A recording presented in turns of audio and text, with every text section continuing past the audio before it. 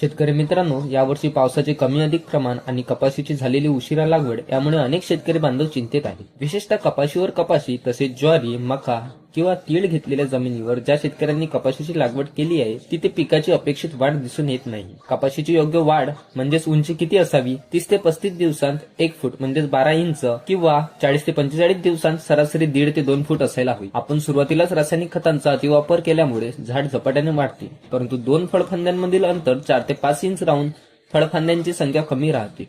परिणामी पांढरी माशी व बोंडसड या रोगांचा प्रादुर्भाव वाढून उत्पन्नास मोठी घट येते. उत्पादन दुप्पट तिप्पट घेण्यासाठी उंचीपेक्षा फळफांद्यांचीच म्हणजेच मोनोपोडिया अँड सिम्पोडिया यांची संख्या जास्त असणे अत्यंत महत्वाचे आहे. 5 फूट उंचीच्या झाडाला सरासरी 35 ते 40 फळफांद्या असणे अपेक्षित असते. काही शेतात 30 ते 50 दिवस होऊनही पिकांची वाढ झाली नसल्यास काय करावे? आपल्या पिकांची वाढ होत नसल्यास शेतकरी मित्रांनो, खत व्यवस्थापन तसेच फवारणी घेणे आवश्यक असते. खत व्यवस्थापनामध्ये आपल्याला 10-26-26 एकरी 50 किलो तसेच युरिया 35 किलो आणि सल्फर ग्रॅन्युअल फॉर्म मध्ये 5 किलो हे खते झाडापासून 4 ते 5 इंच अंतरावर पेरणी पद्धतीने देणे आवश्यक असते.